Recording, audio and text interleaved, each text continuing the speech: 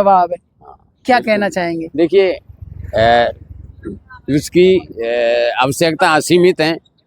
अब ऐसे में वो औने पौने दाम पे अपना प्याज का बीज निकाल के और फिर अपनी खेती में भी उस पैसे को इस्तेमाल करना चाहेगा। हालांकि बढ़िया, हर आदमी की भावना है कि मैं अपना बीज ना बेचूं, अपने खेत में लगाऊं, लेकिन उसकी ज़रूरत ऐसी है कि उसको मजबूरन बेचना पड़ता है। लेकिन मेरा कहना ये है, सबसे पहले खुद लगा लीजिए। हाँ। आपको 2 बीघा लगाना है, 4 बीघा लगाना है, 5 बीघा लगाना है, खुद लगाइए। फिर अगर प्याज का बीज बचता है तो ही बेचिएगा, नहीं तो बाद में ऐसा नहीं हो कि पछतावा हो जाए। दूसरी सबसे बड़ी बात मैं कहना चाहूँगा, मेरे किसान साथियों, मैं चैनल के माध्यम से लगातार आपको प्राकृतिक खेती के बारे में बता रहा हूँ। और पिछला जो 2025 गया है, जिन्होंने भी ऑर्गेनिक तरीके से खेती की है, उनके उत्पादन अच्छा हुआ है। प्याज के अंदर गलन नहीं आई। सबसे बड़ा कारण, प्याज गली नहीं है भाई साहब। एक एक किसान का मेरे पास इंटरव्यू है, एक एक किसान का इंटरव्यू दिखा सकता हूँ, जिसने ऑर्गेनिक तरीके से कूड़ी का खाद डाल करके, छाछ का स्प्रे करके, जिन्होंने ये प्याज की खेती की, उनके पास यानी कि जो खर्चा है ना, खर्चा कम हुआ, प्रॉफिट ज़्यादा हुआ, और जो प्याज थी ना उसके अंदर गलन नहीं आई। तो मैं यही कहना चाहता हूँ, प्राकृतिक तरीके से खेती करें। और अगर आपके कोई मन में और सवाल हो तो मुझे आप बता सकते हैं। इसी तरह से मैं लगातार आपको जानकारी देते रहूँगा। मेरे साथ में थे ये फार्मर, यहाँ के इसी विलेज के, गांव दोगड़ा के अंदर इसी विलेज के रहने वाले थे। और इन्होंने यहाँ पर खेती के बारे में, जो ऑनियन है, इनके बारे में बहुत अच्छी जानकारी दी है कि प्याज की खेती किस तरीके से करनी चाहिए। लेकिन जब मैं यहाँ के किसानों से बात करता हूँ ना, अब इन्हीं से पूछूंगा, देखना आप 1 बीघा के अंदर कितनी दवाई डालते हो आप? देखिए, वो उसके ऊपर डिपेंड करता है कि किस तरह से।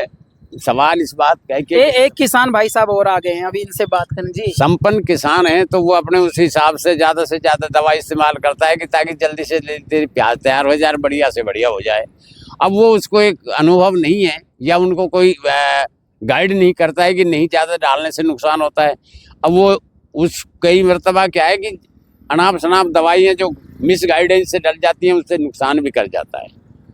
पर ये क्या बोले आप, क्या पूछ रहे थे? मेरा कहने का मतलब ये है कि 1 बीघा के अंदर आप कितनी पैसों की दवाई डाल देते हैं? वो तो उसका तो कोई पता ही नहीं है। 5,000 की, 3,000 की, जैसा वो है ऐसी तो वैसा डालता है। 5,000 की, मतलब वो सोचता है कि इस दवाई से ठीक हो।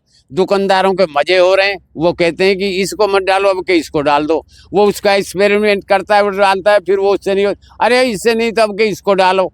कुल मिला के वो इतना पैसा खर्च करता है दवाइयों में कि वो काफ़ी नुकसान हो जाता है।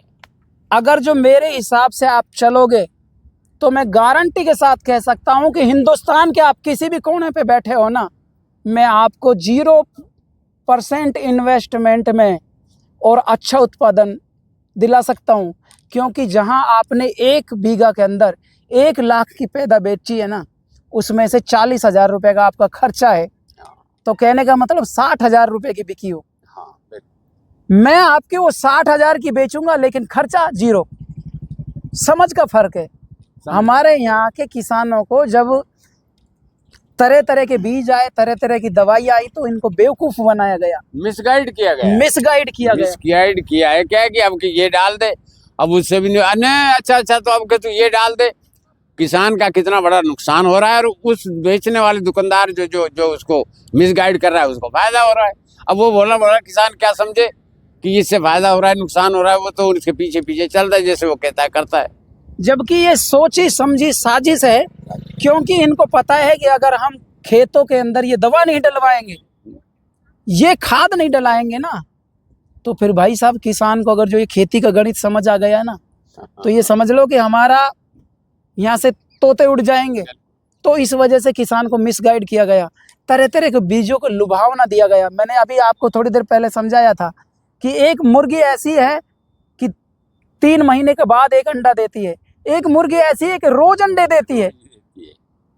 एक मुर्गी ऐसी है कि जो रोज अंडे देती है। एक भैंस ऐसी है कि जो 50 लीटर दूध देती है। लेकिन एक भैंस ऐसी भी है कि जो माँ 6-7 लीटर दूध देती है, लेकिन जिसका 6-7 लीटर दूध है ना, उसको पीने वाला घोड़े के तड़िए दौड़ेगा। लेकिन जो 50 लीटर दूध वाली भैंस है ना, धोला पानी समझिए। क्यों सर? सफेद पानी, वो सिर्फ एक दाम का दूध है, वो पानी है, सफेद पानी है वो।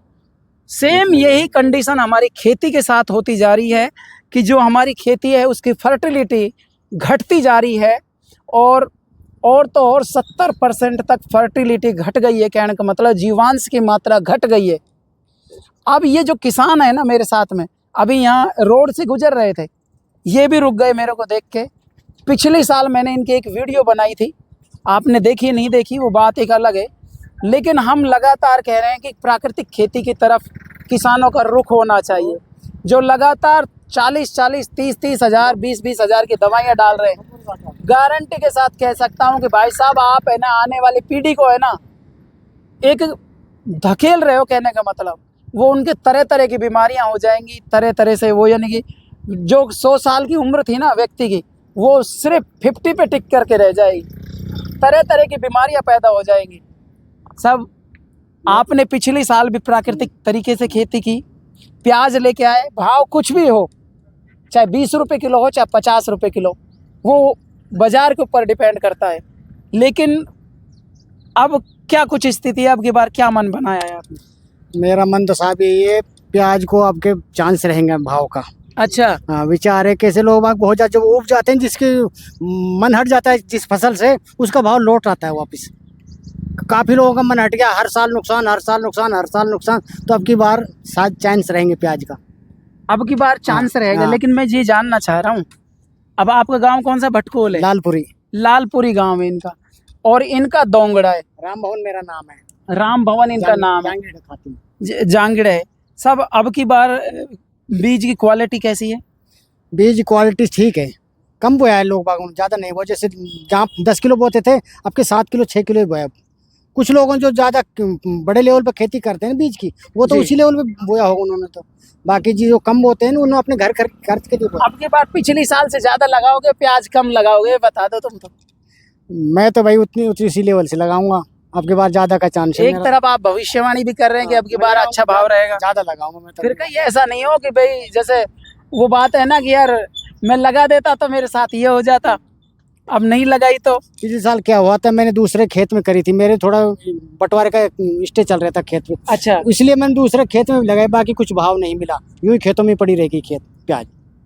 अब बीज का क्या भाव चल रहा है? अब बीज का भी खुला नहीं गाँवों का प्याज रेट। गांव का नहीं खुला है, हाँ, लेकिन अलवर मंडी का खुल गया है। कितना रेट आप बताएंगे थोड़ा? 5500 के समथिंग। 5500।